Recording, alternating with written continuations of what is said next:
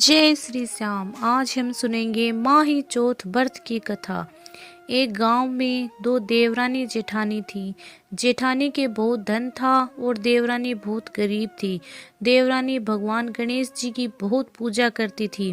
वह अपनी जेठानी के घर रोज आटा पीसने के लिए जाती थी और जिस कपड़े से आटा छानती थी वो कपड़ा अपने घर लाकर पानी में धो लेती और अपने पति को घोलकर पिला देती।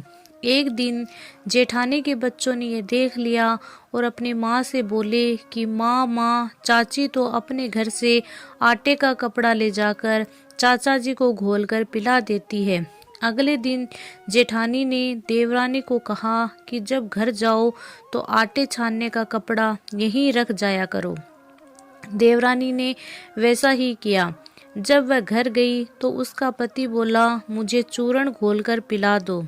देवरानी बोली कि उन्होंने आटा छानने वाला कपड़ा वहीं रख लिया, इसलिए मेरे पास आपको खिलाने के लिए कुछ नहीं है। उस दिन उसके पति ने भूख से व्याकुल होकर उसको लकड़ी से खूब मारा। भाग्यवश उस दिन उसका संकट चौथ का व्रत था।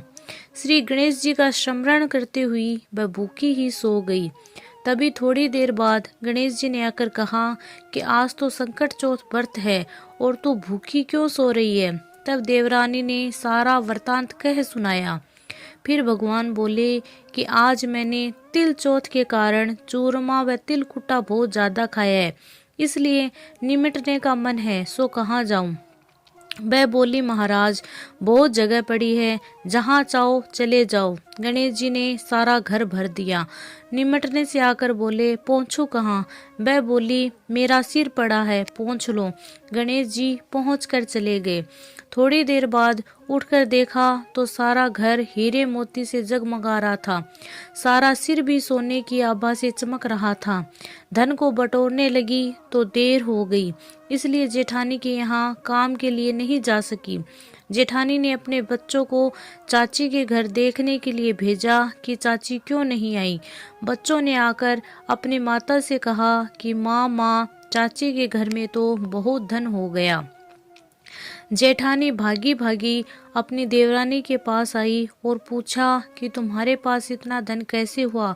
भोली भाली देवरानी ने सारी घटना सच सच बता दी। इतना सुनकर जेठानी अपने घर आई और अपने पति को बोली कि मुझे लकड़ी से बहुत मारो। देवरानी को देवर जी ने बहुत मारा, इसलिए उसके बहुत धन हो गया। उसका पति बोला, भाग्यवान तू धन की भूखी क्यों मार खाती है। लेकिन वो नहीं मानी और बहुत मार खाकर अपना मकान खाली करके गणेश जी का स्मरण करके सो गई। गणेश जी आए और कहने लगे, उठ और मुझे बता मैं कहाँ निमटने जाऊं। तब वह बोली, मेरी देवरानी का तो छोटा सा मकान था, मेरे पास तो बहुत बड़ा मकान है, जहाँ आपकी इच्छा हो चले जाओ। गणेश जी ने निमटना शुरू कर दिया। अब बोले, मैं पूछूं कहाँ। तो जेठानी ने गुस्से में आकर कहा, मेरे सर में पोंछ लो। गणेश जी पोंछ कर चले गए। थोड़ी देर बाद उसने आकर देखा तो खूब सारा घर सड़ रहा था और बदबू आ रही थी। तब वो बोली, हे गणेश जी महाराज, आपने मेरे साथ छल कपट किया है। देवरानी को तो धन और वैभव दिया और मुझे कूड़ा दिया।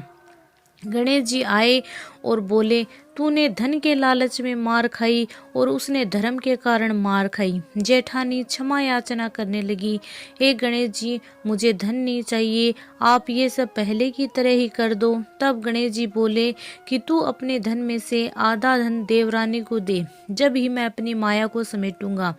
जेठानी ने आधा धन देवरानी को दे दिया, परंतु कहीं एक सुई धागा रह गया। जब जेठानी ने सुई धागा देवरानी को दिया तब भगवान गणेश ने अपनी माया समेट ली। हे गणेश जी महाराज, जैसा देवरानी के भंडार भरा वैसे सभी के भरना, और जैसा आपने जेठानी के साथ किया वैसा किसी के भी साथ नहीं करना। बोलो श्री गणेश जी महाराज की जय हो।